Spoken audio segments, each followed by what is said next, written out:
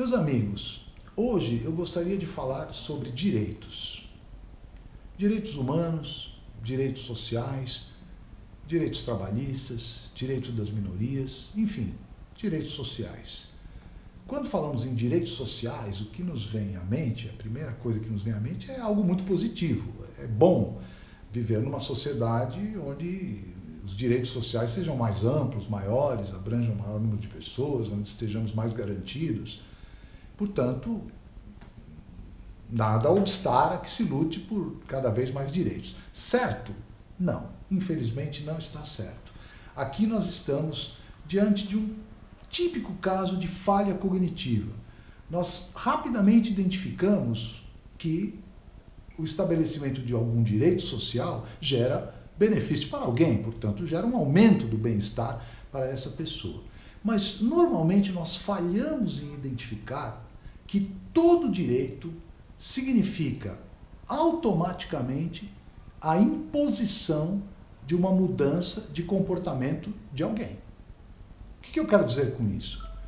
Todo direito exige um dever correspondente. Por exemplo, se eu tenho direito à vida, isso significa que todas as outras pessoas têm o dever de não matar, porque senão não há garantias ao direito à vida, e que quem fugir a esse dever comete um crime e é punido. Se eu tenho direito à propriedade, significa que os outros não têm o direito de pegar as minhas coisas. Então, o direito necessariamente é restritivo da ação de outra pessoa, independente se essa restrição é boa, é ruim, mas é uma restrição, tenhamos isso claro. Você vai impedir a pessoa de fazer uma coisa que ela faria, matar alguém de quem está com raiva, não pode. Então você impede uma ação ou você exige que a pessoa tome uma ação que ela não tomaria. Por exemplo, eu tenho direito a receber o 13º salário. Isso quer dizer que o meu patrão terá que pagar, quer ele tenha vontade de fazer isso ou não. Talvez espontaneamente ele não fizesse, mas o fato de que existe um direito estabelecido impõe a ele o dever de me pagar, que esse dever é exatamente simétrico ao meu direito. Por quê? Direitos são normas legais, são normas ou leis, enfim, são regras que impõem um comportamento de uma pessoa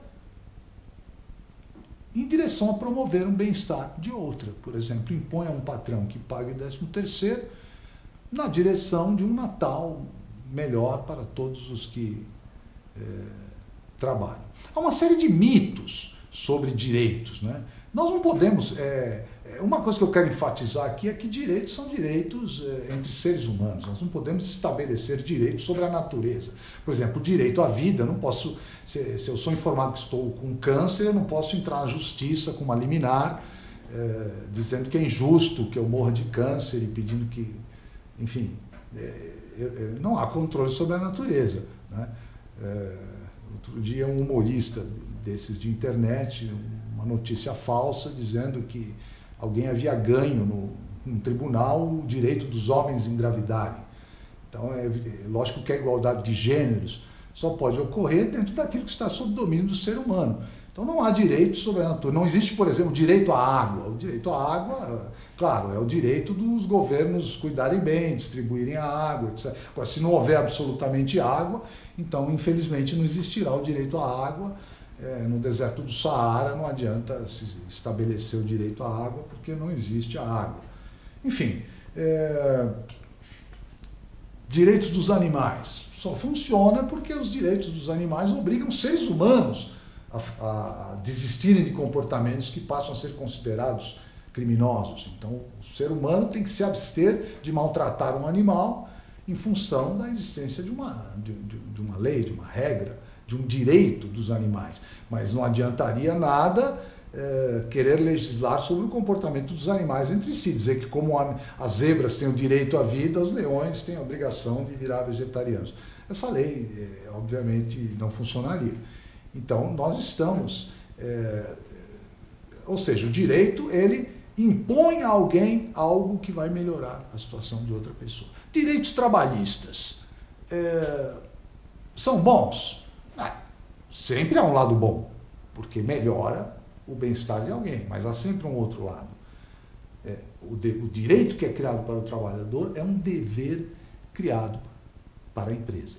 É claro que há que haver garantias ao trabalhador, há que haver direitos trabalhistas garantidos, mínimos, claro que há que haver, mas o direito trabalhista não necessariamente é uma coisa positiva, porque dele podem decorrer consequências não intencionais, que não foram pensadas anteriormente, mas que infelizmente acontecem. Por exemplo, aumento de preços. Se eu estabeleço que todos os trabalhadores devem ganhar um 14º salário no meio do ano, eu estou encarecendo a mão de obra para todas as empresas. Evidentemente que os empresários terão um custo aumentado, que fatalmente vai influenciar o preço dos bens que eles produzem. É claro que eles não terão, eventualmente, como conseguir repassar completamente esse custo a seus consumidores, mas seguramente repassarão parte, e a maior parte que conseguirem, idealmente todo o custo seria repassado aos consumidores.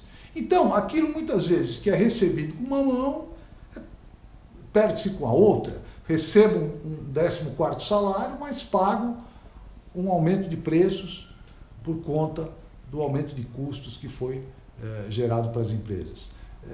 Gera distorções, nem todos os trabalhadores são assalariados, muitos trabalhadores por conta própria não têm sequer 13 salários, têm 12, mas estão pagando 13 salários no custo de todas as mercadorias que consomem, porque as empresas pagam 13º. É justo, discutível. Outra consequência, aumento do desemprego. Regras excessivamente encarecedoras do trabalho tendem a que os empresários tentem buscar meios de economizar mão de obra, substituir por tecnologias, por máquinas. Então, o encarecimento do trabalho, além de um certo limite, torna perigosa a situação do emprego, ameaça o emprego do trabalhador. E ameaça a produção nacional. Esse é outro ponto que eu vou tocar daqui a pouco. Aumento da burocracia. São muitos os direitos, são muitos os fiscais, são muitas as regras, e aí nós temos a alocação ineficiente de recursos. Jovens que poderiam estar estudando engenharia, coisas inventivas, criativas, o que expandem a tecnologia, que expandem o conhecimento humano, prestam concursos para fiscal, se tornam advogados tributaristas, enfim, vão buscar atividades meio, atividades que não são geradoras de riqueza, né, mas que consomem. Então são pessoas que não ajudam, não são agricultores, que ajudam a plantar a nossa comida, mas estão disputando, estão comendo também.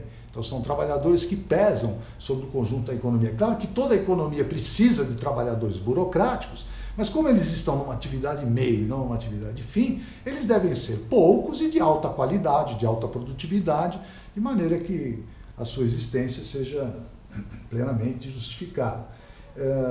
Nós temos também o problema que na teoria econômica se chama de rent seeking, a caça de renda. Bom, se uma maneira de obter melhora de bem-estar é obter direitos, então as pessoas se organizam não para trabalhar, mas para conquistar direitos. Então organizam sindicatos. Então, ao invés de se estar trabalhando, estudando, se está organizando lobbies, pressionando deputados, buscando influências, enfim. E aí nós entramos até por terrenos por onde a corrupção começa, enfim, aos poucos. Tudo isso também pode se transformar em corrupção, em propinas, em meios de tentar subornar o Estado para que tal ou qual direito, ou benefício, ou regra seja criada. Nós temos a perda de competitividade internacional. Se nós criarmos o 14º salário para os trabalhadores industriais brasileiros, e a China não criou nem o 13º, então os nossos produtos no mercado internacional serão mais caros que os chineses. As pessoas comprarão os produtos chineses e não os nossos. Com isso a indústria encolhe, nosso balança comercial piora, a balança de pagamentos também se deteriora. E, eventualmente, o excesso de complicações burocráticas, tributárias, o custo do trabalho, pode ser fatal para pequenas e médias empresas. Pode ser algo que só grandes empresas possam suportar. Então, nós estaremos ajudando a concentrar o capital com medidas que são, muitas vezes, insuportáveis, como eu disse, para pequenas empresas. Então, veja bem, isso quer dizer o quê? Que não devemos ter nenhum direito trabalhista? Não, claro que não. Por exemplo, segurança no trabalho. Tem que haver códigos, tem que haver regras, tem que haver direitos dos trabalhadores. A empresa tem que fornecer o material de segurança necessário ao trabalho e todas as condições e exigir a sua aplicação, seu uso. Isso é um direito trabalhista e esse direito é evidentemente, mas isso onera o custo. Sim, onera o custo, mas nós estamos falando em vidas que podem ser perdidas no acidente de trabalho. E esse custo esse é realmente um custo insuportável, você ter uma mercadoria com custo em vidas. Então nós queremos eliminar esse custo e gastar-se um pouco mais é perfeitamente justo. Agora, o excesso de direitos trabalhistas, isso é mortal. Isso paralisa uma economia. Muita gente pensa que os países desenvolvidos ficaram desenvolvidos porque foram conquistando direitos e cada vez mais direitos, e aí se tornaram o que são. Então o mundo seria uma luta entre pessoas do bem, que querem promover direitos, e pessoas egoístas, que não gostam de ver o pobre no avião, frequentando o mesmo restaurante e tal. Então essas pessoas mesquinhas tal, lutam contra os direitos dos outros. Tal. Na verdade, isso é uma visão completamente ingênua, ela tem a ver com essa falha cognitiva, que consiste em ver só o lado positivo do direito, esquecendo o custo que os direitos representam para alguém ou para a sociedade. Então, em relação a direitos, nós precisamos de posturas equilibradas. Alguns direitos são absolutamente necessários, outros não tanto, e outros são até mesmo indesejáveis, porque eles podem trazer consequências, trazer tudo que a gente não quer: inflação, desemprego, improdutividade, déficit externo, corrupção, né? Bom, então quais são os critérios pelos quais nós poderíamos julgar se um direito, eventualmente proposto, é aceitável ou não é aceitável? Bom, eu não tenho nenhuma pretensão de esgotar o assunto, esse é um assunto bastante complexo, cada caso é um caso, mas eu acho que há 3 grandes critérios que se aplicam a todos os casos e que poderiam ser o ponto de partida de qualquer avaliação de qualquer direito. Em primeiro lugar, se é viável. Ou seja, se o recurso existe. Não adianta eu, no deserto do Saara, declarar que todos os homens têm direito natural à água, se não existe água. Então, eu não posso declarar coisas inviáveis. Segundo, os direitos têm que ser justos. Eu não posso impor um grande prejuízo a alguém que depois se perde por corrupção, por burocracia, por mau uso e termine virando um pequenino benefício a quem precisa, ou aquele que foi a justificativa inicial desse direito. Então é preciso haver justiça e equilíbrio, né? E essa é uma discussão sobre os valores, sobre a ética social, uma discussão que extrapola o campo puramente trabalhista, né? E que é bastante mais ampla. Mas, enfim, há direitos que são justos e há direitos que podem não ser.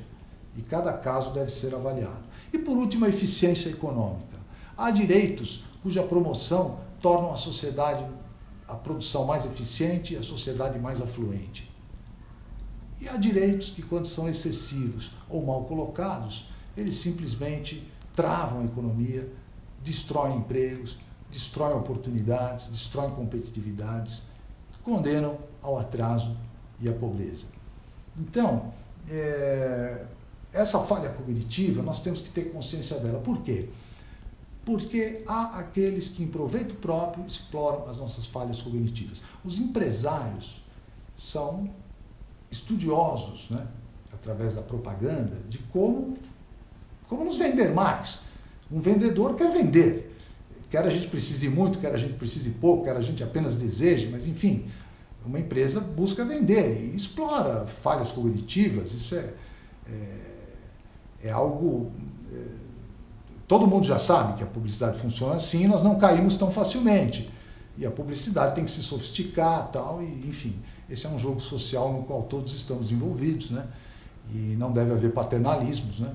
A publicidade está aí, a gente aprende a lidar com ela, ela também informa, ela também tem aspecto positivo, não quero dar aqui uma carga negativa, mas, enfim, todos sabem do que eu estou falando. Eu quero me referir em relação a outro fenômeno, políticos. Políticos exploram as nossas falhas cognitivas, né? Então, quando eles sabem que a gente vê no direito só o lado positivo, então eles se mostram um campeão da luta por direitos, nos envolve na luta por direitos, nos convence que é importante lutar por direitos. Quanto mais se lute, quanto mais se organize, mais nós precisaremos desse político, do apoio dele, mais ele estará em evidência, enfim, mais ele será visto na sociedade como um grande agente capaz de promover ou não direitos, esses ou aqueles, né? Mas muitas vezes nós estamos aí apenas como aquele consumidor incauto, ainda ingênuo, que pode ser eventualmente levado pelo entusiasmo, assim, assumir uma prestação um pouco mais alta e tal. Nós também podemos, no mundo das escolhas políticas, sermos induzidos a aqueles... os que defendem mais direitos são os bons, os que defendem menos direitos são os maus. Não é bem assim. Eu convido vocês que estão me ouvindo a sempre serem críticos e sempre entenderem que não há princípios muito rígidos e cada caso é um caso e assim deve ser estudado. Se você achou que essa aula teve algo de proveitoso, sinta-se à vontade para compartilhar. Muito obrigado, um abraço.